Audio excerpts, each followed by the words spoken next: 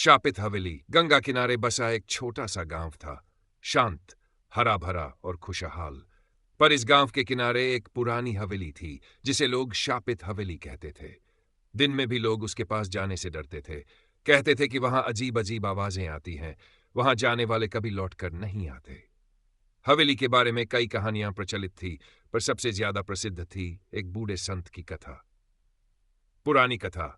कई वर्षों पहले यह हवेली गांव के राजा रणविजय की थी। राजा बहुत क्रूर और अत्याचारी था। एक बार एक संत गांव में आए और लोगों को सच्चाई और धर्म का उपदेश देने लगे। संत की बढ़ती लोकप्रियता राजा को पसंद नहीं आई। उसे लगा कि अगर लोग संत की बात मानने लगे तो उसकी शक्ति कम हो जाएगी।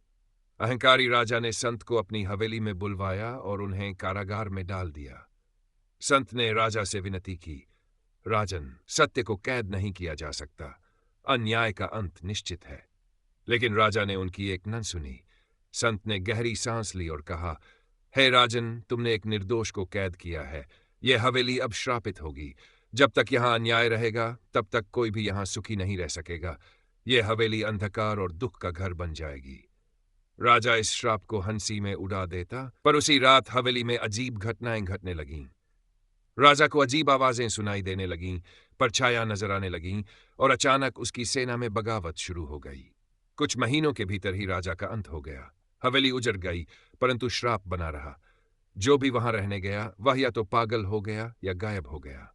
धीरे धीरे गांव के लोगों ने हवेली के पास जाना भी बंद कर दिया। अर्जुन की जिज्ञासा। कई सालों बाद उसी गांव में अर्जुन नाम का एक युवक रहता था। वह निडर और जिज्ञासु था। उसने हवेली के बारे में बहुत सी कहानियां सुनी थी, पर उसे इन अंधविश्वासों पर यकीन नहीं था। उसने निश्चय किया कि वह इस रहस्य का पता लगाएगा। गांव के बुजुर्गों ने उसे बहुत समझाया, लेकिन अर्जुन ने कहा, भय अज्ञानता से उपजता है। मैं सत्य का पता लगाए बिना चैन से नहीं बैठ सकता। एक रात जब पूरा गांव गहरी नींद में था, अर्जुन एक मशाल लेकर हवेली की ओर बढ़ा। हवेली के विशाल दरवाजे धूल से ढके थे। जैसे ही उसने दरवाजा खोला, एक ठंडी हवा का झोंका आया। हवेली के अंदर घना अंधेरा था।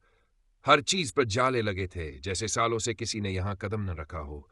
अर्जुन ने इधर उधर देखा और धीरे धीरे अंदर बढ़ने लगा। अचानक उसे ऐसा लगा जैसे कोई उसके पीछे चल रहा हो। वह रुका, पर पीछे कोई नहीं था।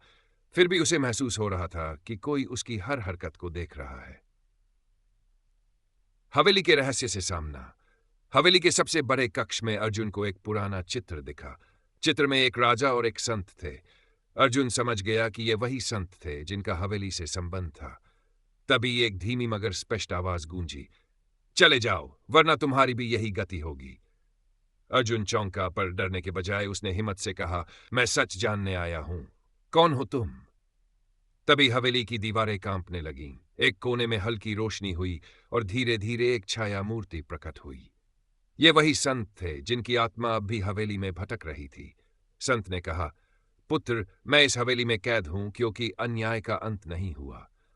मेरे साथ जो हुआ वह अधूरा रह गया।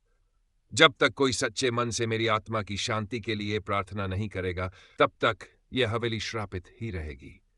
हवेली का श्राप समाप्त। अर्जुन को समझ आ गया कि हवेली में भूत नहीं, बल्कि एक अधूरी आत्मा थी जो न्याय की प्रतीक्षा कर रही थी। अगले ही दिन अर्जुन ने गांव के पंडित को बुलाया और हवेली में एक विशेष हवन और प्रार्थना करवाई। जैसे ही हवन समाप्त हुआ, हवेली की दीवारों पर लगे जाले खुद ब खुद गिरने लगे। अचानक एक उज्जवल प्रकाश फैला और संत की आत्मा मुस्कुराई। उन्होंने अर्जुन को आशीर्वाद दिया और कहा, तुमने डर को परास्त किया, इसलिए आज यह हवेली मुक्त हो गई। जैसे ही संत की आत्मा स्वर्गलोक चली गई, हवेली में फैला अंधकार भी समाप्त हो गया। अब हवेली कोई श्रापित स्थान नहीं थी, बल्कि एक ऐतिहासिक धरोहर बन गई। गांव के लोग वहां बिना डर के जाने लगे और अर्जुन की बहादुरी की मिसाल देने लगे।